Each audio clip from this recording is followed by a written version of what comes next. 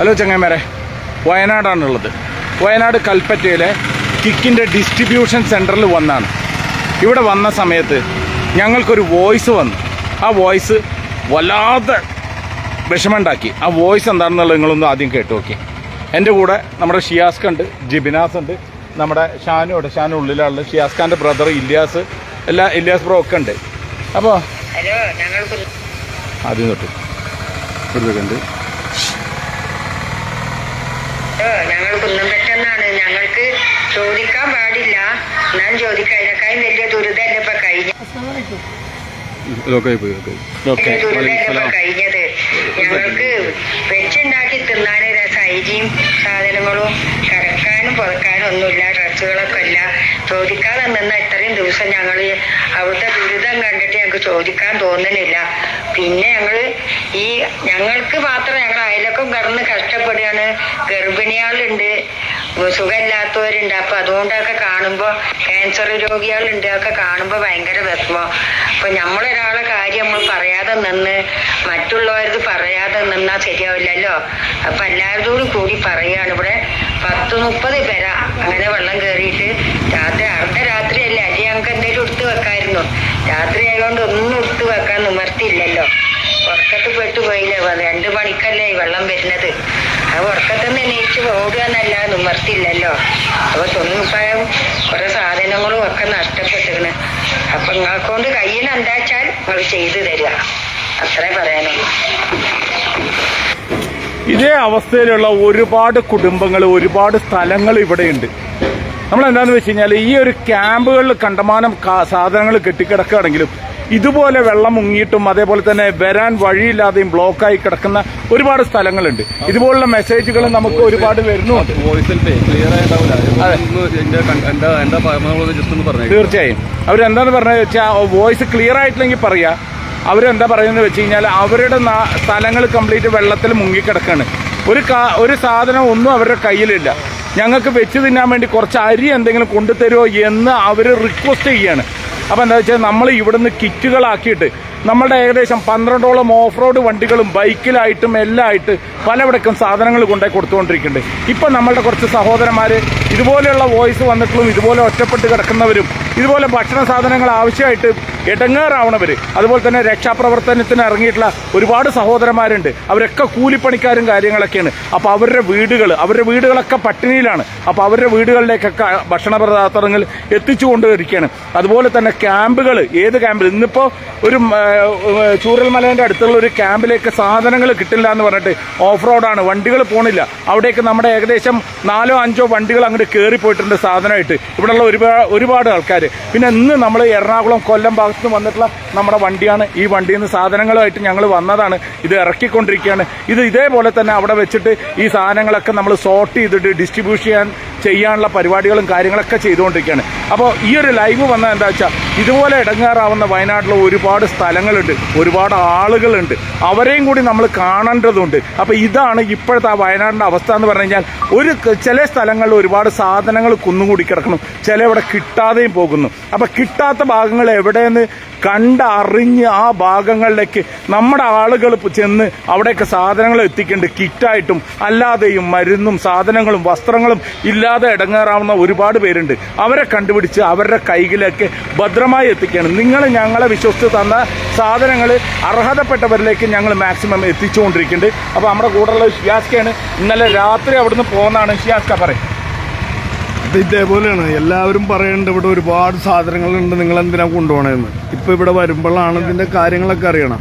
ഇവിടെ ഇപ്പോൾ കിട്ടുന്ന സാധനങ്ങൾ, നമ്മുടെ ക്യാമ്പിൽ വന്നേക്കുന്ന സാധനങ്ങൾ, നമ്മൾ എത്തിച്ച സാധനങ്ങൾ ഇവിടെ കറക്റ്റായിട്ട് ഇവിടെ 10-12ഓളം വണ്ടികൾ അവർ ഓഫ് റോഡ് ഏത് കാട്ടിലും പോയിട്ട് അവർ കൊണ്ടുപോയി കൊടുക്കുന്നുണ്ട്. എല്ലാം കറക്റ്റായിട്ട് അത് രീതിയിൽ ചെയ്യുന്നുണ്ട്.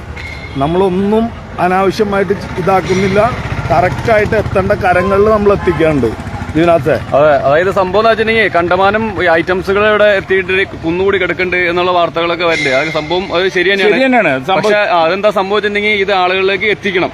ആളുകളിലേക്ക്, യഥാർത്ഥ ആളുകളിലേക്ക് എത്തിക്കണം. അത് കൂടാതെ അത് മാത്രമല്ല, ഇവിടെ ഈ മറ്റേ വെള്ളം കയറി കിടക്കുന്ന ഒരുപാട് സ്ഥലങ്ങളുണ്ട്. അതൊന്നും ഈ പറഞ്ഞ ഈ പ്രശ്നം നടന്നതല്ല, ഇത് കൂടാതെ വെള്ളം കയറി കിടക്കുന്ന ഒരുപാട് കുടുംബങ്ങളുണ്ട്. ആ ഒരു വോയിസാണ് മൊയ്നുക്ക് ആദ്യം കേൾപ്പിച്ചത്. അപ്പൊ ഈ റോഡ് സൈഡ് ആയതുകൊണ്ട് ചിലപ്പോ ക്ലിയർ ആയിട്ടുണ്ടാവില്ല. ക്ലിയർ ആയിട്ടില്ലെങ്കിൽ നിങ്ങളൊന്ന് കമന്റ് ചെയ്യോ, അതൊന്നും കൂടി കേൾപ്പിച്ച് തരാം. അല്ലെങ്കിൽ അവർ പറയണത് ഇത്ര മാത്രമേ ഉള്ളൂ. എന്താ വെച്ച് കഴിഞ്ഞാൽ ഞങ്ങൾക്ക് പറയാൻ മടിയുണ്ട്. ഞങ്ങളെക്കാട്ടി ഇടങ്ങേറായി ദുരിതം അനുഭവിക്കുന്ന ഒരുപാട് ആൾക്കാരുണ്ട്.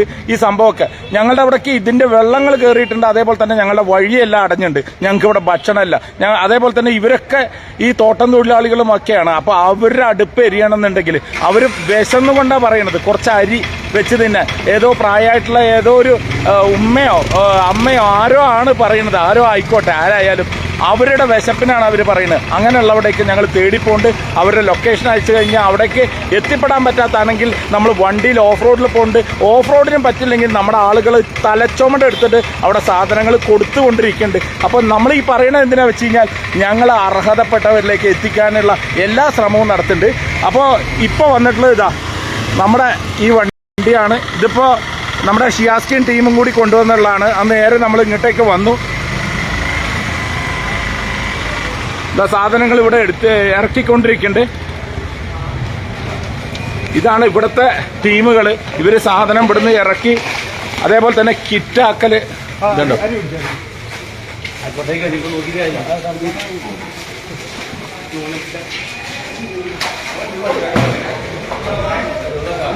ഇവിടെ വെച്ചിട്ട് ഇവിടെ ക്യാമറ കാര്യങ്ങൾ എല്ലാം വെച്ചിട്ടുണ്ട്. അതേപോലെ തന്നെ ഫുൾ ടൈം ഇവിടെ ആളുകളുണ്ട്. കിറ്റാക്കിക്കൊണ്ടിരിക്കുന്നുണ്ട്.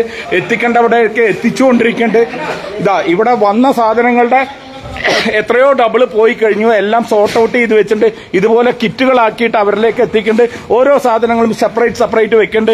ഈ പറഞ്ഞ പോലെ തന്നെ ബേക്കറി ഐറ്റംസ് ആയാലും ശരി, ഇതുപോലെ തന്നെ നമ്മൾ ധാന്യങ്ങൾ, അതേപോലെ തന്നെ ബാക്കി സാധനങ്ങൾ, ഡ്രസ്സുകളൊക്കെ ഇതേമാതിരി സോർട്ട് ഔട്ട് ചെയ്യുന്നുണ്ട്.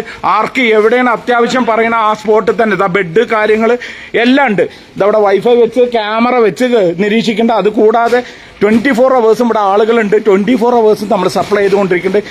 ഏത് സമയത്താണ് സാധനങ്ങൾ ആവശ്യം എന്ന് നമ്മൾ അറിയുന്നതിനനുസരിച്ച് ഇവരെ ഇൻഫോം ചെയ്യും. ഇവരെ ആ സ്പോട്ട് കണ്ടുപിടിച്ച് അപ്പം തന്നെ എത്തിക്കാനുള്ള എല്ലാവിധ പരിപാടികളും ചെയ്തുകൊണ്ടിരിക്കുന്നുണ്ട്. എന്തൊക്കെയാണ് ഈ തിരക്കിന്റെ ഇടയിൽ കൂടെ അങ്ങോട്ട് ഒന്നും ചോദിക്കണില്ല. എല്ലാവരും സാധനങ്ങൾ ഇറക്കണ തിരക്കാണ്. ചെരുപ്പ്, ഷൂസ്, പിന്നെ ഇതുപോലെ തന്നെ എന്തൊക്കെയാണ് ഉഷാറല്ലേ? ഇതൊക്കെ നമ്മുടെ സൈനികനാണ് കേട്ടോ. ബ്രോ ആണ്. എന്താ വിശേഷം? നിങ്ങൾ പറയും, പേര് പറഞ്ഞ പരിചയപ്പെടുത്തി. ഇല്ല, ഇനി എങ്ങനെയുണ്ട് പരിപാടി? അടിപൊളിയാണ്. നമ്മൾ മലയാളികൾ പൊളിയാണ്. നമ്മൾ മലയാളികൾ അല്ലെങ്കിലും പൊളിയാണ്. വയനാടിനൊപ്പം ഈ എന്താ പറയാ, ഇപ്പോ ഇത്രയും വലിയ സ്നേഹം ഈ നമ്മൾ പ്രതീക്ഷിച്ച സ്നേഹമല്ല, അതിന്റെ അപ്പുറത്തെ സ്നേഹമാണ് ഈ എല്ലാവരും കൂടി വാരിക്കോരി തരുന്നത്. നമ്മളെ കമ്മ്യൂണിറ്റി ഇപ്പോ അതിൽ ഏറ്റവും ലീഡ് ചെയ്തുകൊണ്ടിരിക്കാനുള്ള അഭിപ്രായം. തീർച്ചയായും നമ്മൾ ആരോടും മത്സരത്തിനോ കാര്യത്തിനോ ഒന്നുമില്ല. പക്ക ആർക്ക് അർഹതപ്പെട്ടവരിലേക്ക് എത്തിക്കുക. ആരോടും മത്സരമില്ല. ഇപ്പൊ നമ്മൾ മനുഷ്യ സ്നേഹത്തിനാണ് ഇവിടെ പ്രാധാന്യമുള്ളത്. തീർച്ചയായും ഓക്കെ. അതിനു വേണ്ടിയിട്ട് നാട് ഒരുമിച്ച് നിൽക്കുകയാണ്. അതിനോടൊപ്പം ഈ നമുക്ക് പറയാമെന്ന് വെച്ചാൽ നമ്മൾ വയനാട്ടുകാർ നിൽക്കുന്നതിനേക്കാളും കൂടുതൽ താഴെ ജില്ലകളിൽ നിന്നുള്ള ആളുകൾ ഇവിടെ സഹകരിക്കുന്നത്. തീർച്ചയായും ഒരുപാട്. ഞങ്ങളിപ്പോ കയറി വരുന്ന സമയത്ത് എന്റെ നന്ദി, ഞങ്ങളുടെ ഈ ചെറുപ്പക്കാരുടെ ഗ്രൂപ്പിന്റെ നന്ദി എല്ലാവരോടും എല്ലാവരോടും അറിയിക്കുകയാണ്. നമ്മുടെ കമ്മ്യൂണിറ്റിയോട് പ്രത്യേകിച്ചും അതിനോട് പ്രത്യേകിച്ചും താങ്ക് യു. ഇവരൊക്കെ സംസാരിക്കാൻ എല്ലാവരും പണിയിലും തിരക്കിലും ഒക്കെയാണ്. എല്ലാവരും നല്ല തിരക്കിലാണ്. ഇതേപോലെ തന്നെ നമ്മൾ കിറ്റുകളും കാര്യങ്ങളായിട്ട് എത്തിക്കേണ്ടവിടേക്ക് എത്തിച്ചുകൊണ്ടിരിക്കുന്നുണ്ട്. അല്ലാതെ ഡ്രസ്സുകൾ വേണ്ടവർക്ക് ഡ്രസ്സ് എടുക്കുന്നുണ്ട്. ഇത് കൂടാണ്ട് മെഡിസിന്റെ വേറെ സെപ്പറേറ്റ് ഒരു വിഭാഗം തന്നെ ഉണ്ട്. മെഡിസിൻ വേണ്ടവർക്ക് മെഡിസിന്, അതുപോലെ തന്നെ ഡ്രസ്സുകൾ കാര്യങ്ങൾ കിടക്ക എന്താ വേണ്ടത് വെച്ച് കഴിഞ്ഞാൽ എല്ലാവിടേക്കും നമുക്ക് നിങ്ങൾ തരുന്ന അതേപോലെ തന്നെ ആർക്കെങ്കിലും എന്തെങ്കിലും ഇൻഫർമേഷൻസ് ഉണ്ടെങ്കിൽ നിങ്ങൾ അറിയിക്കുക. അവിടേക്ക് നമ്മുടെ ടീം അവിടേക്ക് പോകുന്നതായിരിക്കും. ഇതിന്റെ ഒപ്പം തന്നെ കണ്ടമാനം ഫേക്ക് ന്യൂസുകൾ, ഫേക്ക് ഇൻഫർമേഷൻ വരുന്നുണ്ട്. അത് നമ്മൾ അവിടെ പോയി കണ്ട് പരിശോധിച്ചിട്ട് യഥാർത്ഥമാണെങ്കിലാണ് നമ്മൾ കൊടുക്കുന്നത്. അല്ലാതെ ഫേക്ക് ടീമിന് ഒന്നും കൊടുക്കുന്നില്ല. ഇപ്പൊ ഇതേപോലെ നിലമ്പൂര് പോത്തുകല്ല് ഭാഗത്തേക്ക് ഒരുപാട് ബോഡി വന്ന് അടിഞ്ഞിട്ടുണ്ട്. ആ ഭാഗങ്ങളിലൊക്കെ ഒരുപാട് തെരച്ചിലുകൾ നടക്കുന്നുണ്ട്. അവർക്ക് ഉടുതുണിക്ക് മറുതുണി ഇല്ലാത്ത ഒരു പരുവത്തിലും അതേപോലെ ഭക്ഷണം ഇല്ല എന്ന് പറഞ്ഞു. അത് ഓഫ് റോഡാണ്. കയറി പോവാനും എത്തിപ്പെടാനും ബുദ്ധിമുട്ടെന്ന് പറഞ്ഞിട്ട് നമ്മുടെ 4-5 വണ്ടികൾ അതിന്റെ മേലേക്ക് കയറിപ്പോയിക്കൊണ്ടിരിക്കുകയാണ്. ഇപ്പൊ അവർ ഏകദേശം അവിടെ എത്താനായിട്ടുണ്ട്. അപ്പൊ ഇതൊക്കെയാണ് ഇവിടുത്തെ വാർത്തകൾ. അപ്പൊ വയനാടിനെ സംബന്ധിച്ചിടത്തോളം നിങ്ങൾ സഹകരിച്ച, നിങ്ങൾ നമ്മളോടൊപ്പം നിന്നതിന്, അതേപോലെ അതുപോലെ തന്നെ നിങ്ങളുടെ വാരിക്കോരി തന്ന ആ ഒരു സ്നേഹവും അതേപോലെ തന്നെ വയനാട്ടുകാരുടെ ഒപ്പം ദുരിതം അനുഭവിക്കുന്ന നമ്മുടെ സഹോദരന്മാരോടൊപ്പം ചേർത്ത് പിടിച്ചതിന് എല്ലാവർക്കും നന്ദിയുണ്ട്. ഇനി ഈ ഇവിടുത്തെ വേറെ എന്തെങ്കിലും അപ്ഡേഷനോ അതേപോലെ തന്നെ നിങ്ങൾക്ക് ഈ കാര്യങ്ങൾ അറിയിക്കാൻ നമ്മളുടെ ടീമും എല്ലാം തയ്യാറായിരിക്കും.